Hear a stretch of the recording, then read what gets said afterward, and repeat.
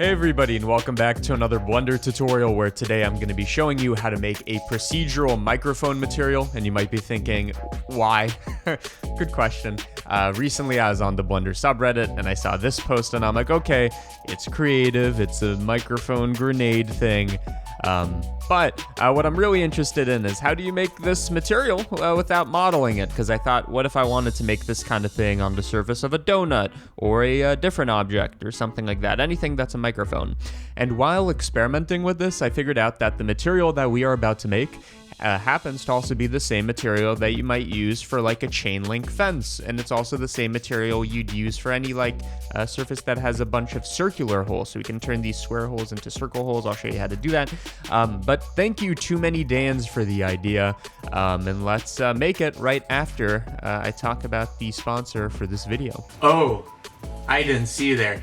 This tutorial is brought to you and sponsored by Skillshare, which is an online learning community for creatives like you. Do you want to learn Photoshop? Do you want to learn digital skills like Blender? I know you want to learn Blender, photography, other things like that. Then check out Skillshare. This is the place for you. One course in particular I'd like to recommend, because I'm a Blender head. You open up my head, what do you find? You just find Blender things in there. One course in particular I want to recommend is Remington. You probably know him as Southern Shot. He makes great Blender tutorials. Remington's course, Bringing Your Illustrations to Life in 3D, which is this idea of taking a drawing you made, a sketch, whatever it may be, and turning it into a 3D scene in Blender. That's 50% more dimension, 2D to 3D. Either way, it's a great way to translate your work into a three-dimensional space where you can get more realistic renders, whatever. So check out that premium course and all other premium courses when you check out Skillshare. And I'm here. Why am I here? Well, I mean, it's a sponsor, but I'm here to make the deal even sweeter. The first 1,000 of my subscribers to The first 1,000 of my subscribers to clink. The first 1,000 of my subscribers to click the link in the description can get a free trial of the premium membership of Skillshare, so you can watch all the premium courses. Check that out. Go watch some tutorials, and now let's go to my tutorial. And we are back with so much force that G-Force is put to shame. Okay, so Blender, have it open. I'm using 3.0 alpha, and let me show you how to make this material. So, just like with any other material tutorial that I've ever made, we're going to start off with a plane. We're going to make the material projected onto the surface, and once that's good, we can then experiment with putting it on different kinds of geometry and shape. So put a plane down, go to shading, and then go to the top view, rendered view, okay? So we're just going to make a material in Eevee, and then once we're doing the displacement and all this, since this is a displacement-based material, we'll switch over to cycles. So material, create one. What is it? It's a microphone, so microphone material. So how are we going to do this? Well, let's talk about the theory first. So I'm just going to drop down some texture coordinates while I said I was going to talk about the theory. So a chain link fence or a microphone or this thing with holes in it all kind of has the same idea. What it is we make a single shape, whether it be a square, a circle, whatever we want our cutout to be, we make it, and then we just copy it a bunch of times. We make a grid of that shape. So that's now a grid of squares that we delete, or chain link fences or whatever. And then we just use this to guide what areas are metallic, what areas are displaced, whatever. So we're going to make a shape, then we're going to copy it, and then a couple of other things. So starting off with texture coordinates, by the way, if you're wondering why do I have this and you do not, basically this is an add-on called Node Preview. Link in the description if you care, but it just helps me explain stuff. So you can see that it's changing. So for texture coordinates, we have a bunch of options. I'm going to be using UV coordinates because every shape that we're going to transfer this to is going to have its own set of UV coordinates. So it's good to work on something that's generalizable. And UV coordinates, again, on x-axis they go from 0 to 1, and y-axis they go from 0 to 1. Again, if you have no idea what I'm talking about, we can separate this by x, y, z. The x component goes from black, 0 to 1, white, and same for the y-axis, and z-axis is suppressed, okay? Cool. So first of all, how do we make this shape? And I'm going to show you how to make a very generalizable one. So first thing I would want to do is I want to make a function or a metric or something to make a square. And typically the way you do this, and I'll show you the old school way, is we'd want to take one axis, like this x-axis, and center it. So we're going to subtract it from 0.5. You can see this kind of centers it in a sense. So we've taken this gradient and shifted it by 0.5. This is what this thing does. You do that, you take a absolute value, you try to find the absolute value, there you go. Now we have a metric, a distance metric from the center, right, on this y-axis. So this is 0, and then as we go to left and right, it increases. And then you basically take this and you repeat this process on the y-axis. And then we do some fancy math to combine both of these. Now that's fine, but there's a faster way since we're doing this on both x and y. It's a repeated process. What we can do instead is we can do this with vector math. So we take our UV coordinates and we're going to manipulate them before we separate.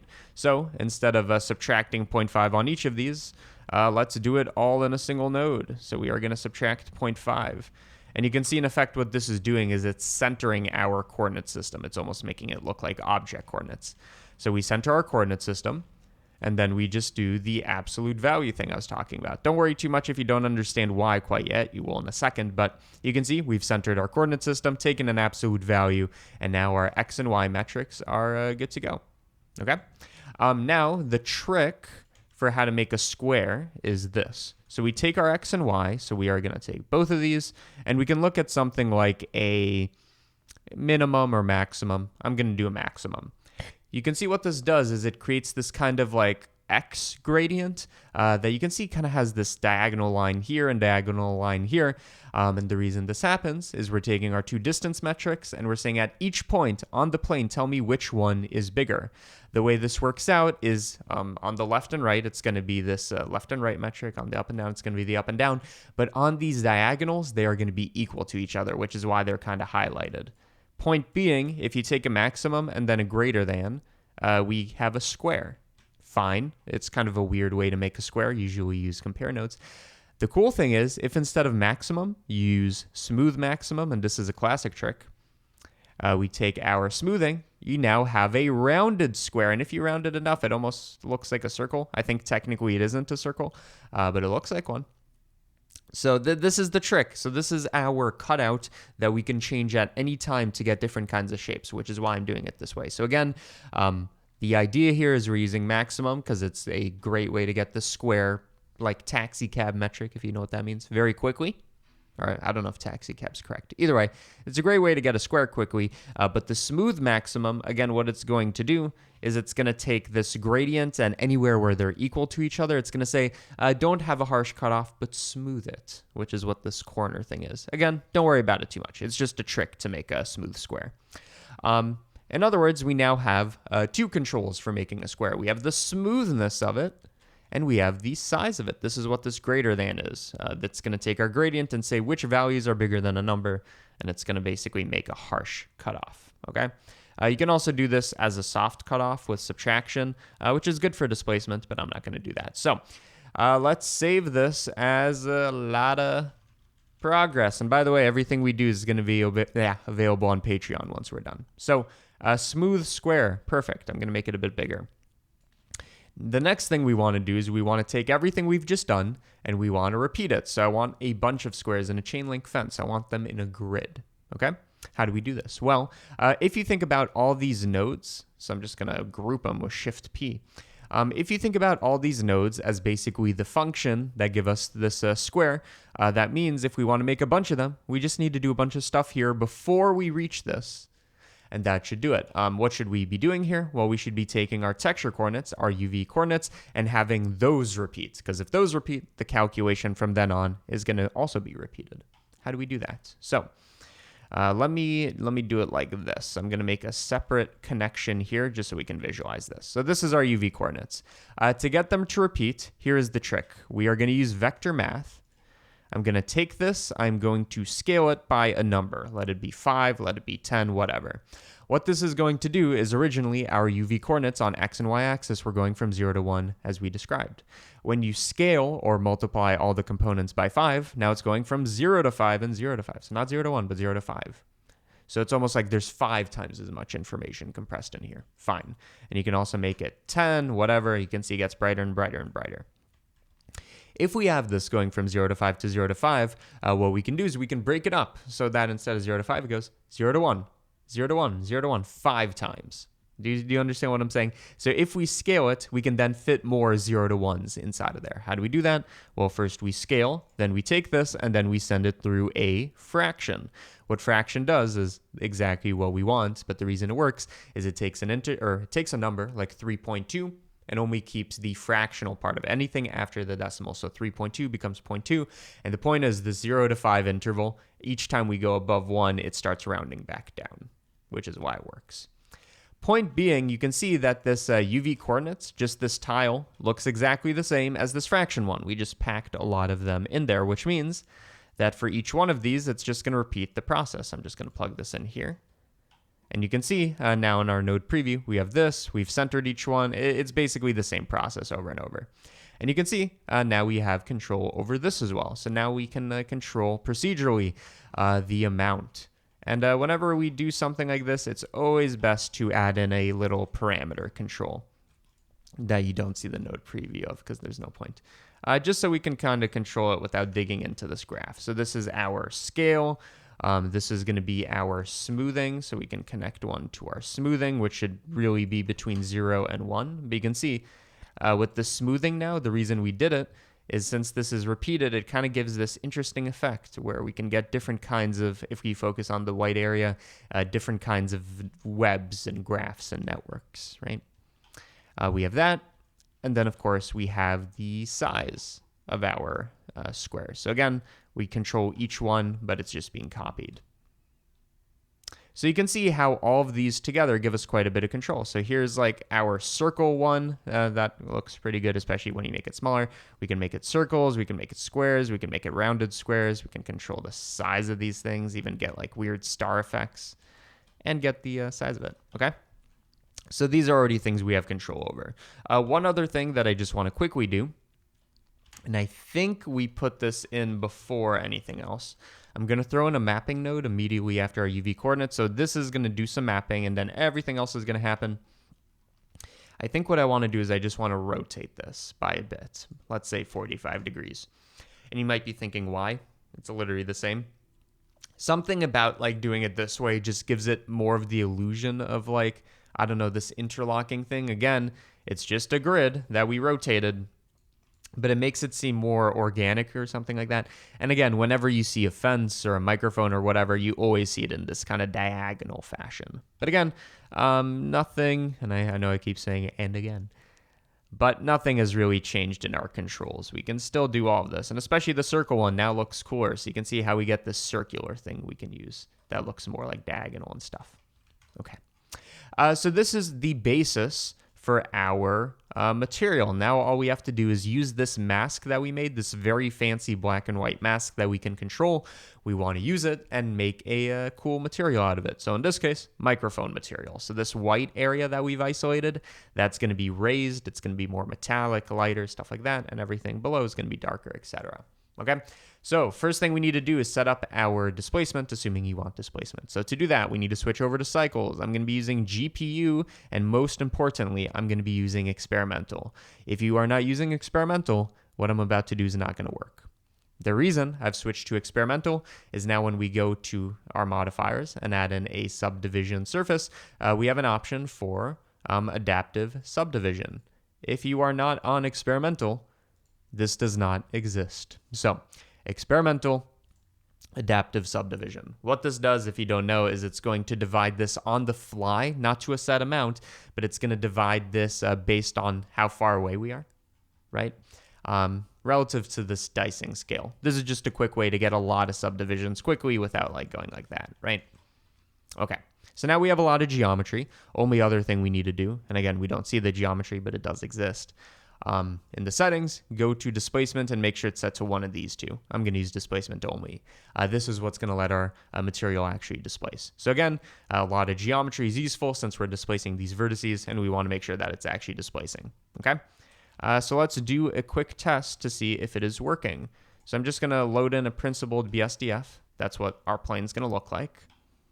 And for the displacement, I'm going to throw in a displacement node, connect our kind of fence mask, if you want to talk about it that way, to the height. In other words, you know, what is going to be displaced.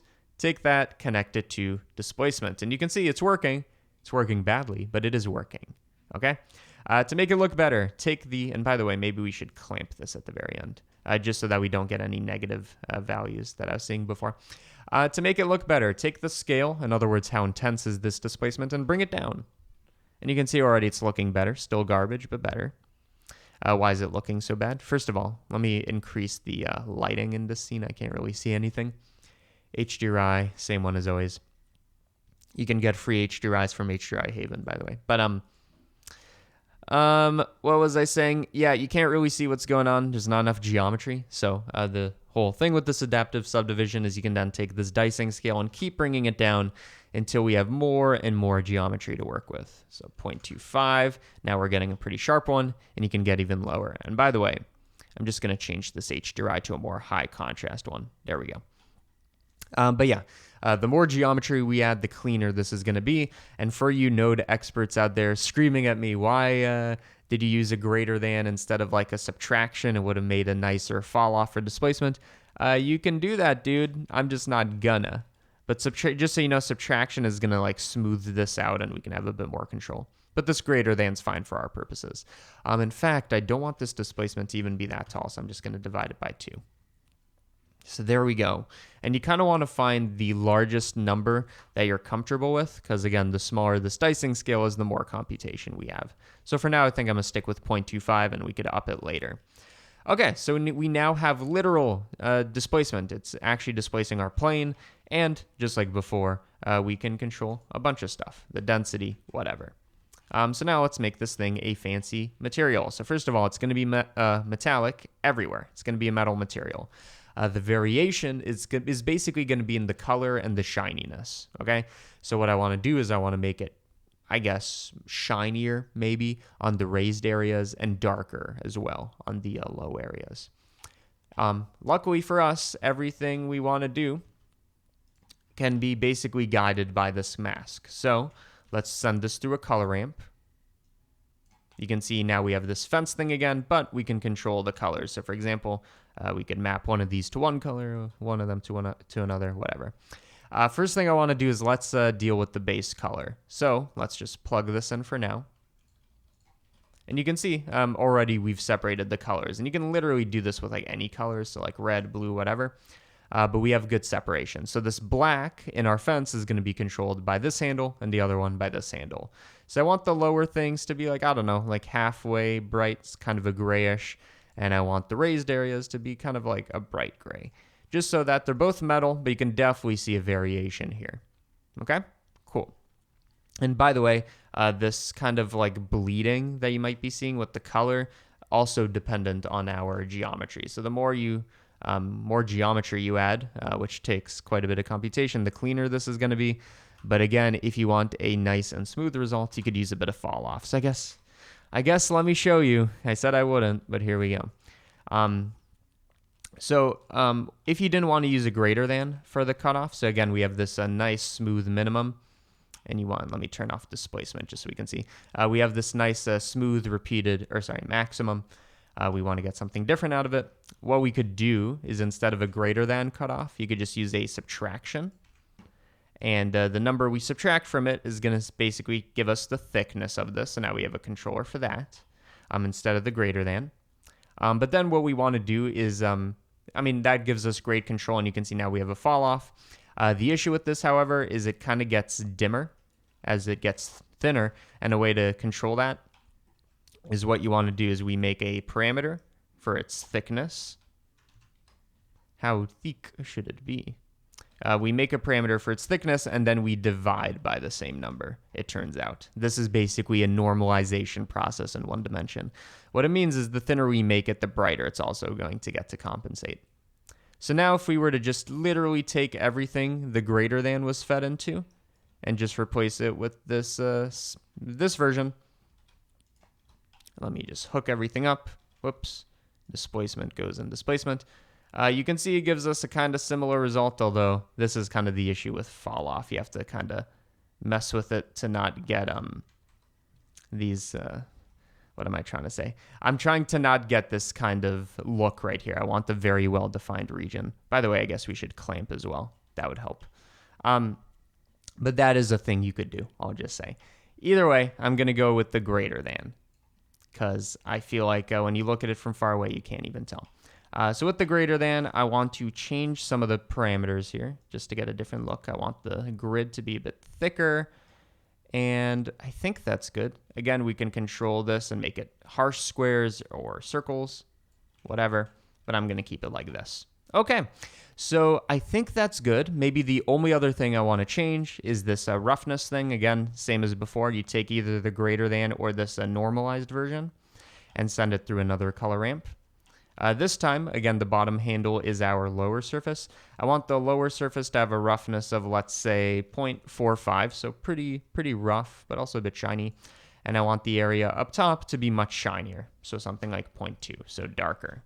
So you can see this grid is darker than the thing below it. Take it, connect it to roughness, and you can see now the top area is much shinier. I can make it more obvious by making it black. Now it's like literally a mirror. But maybe a bit rougher, maybe 0.275. Cool. Okay. So we have the basis for our material.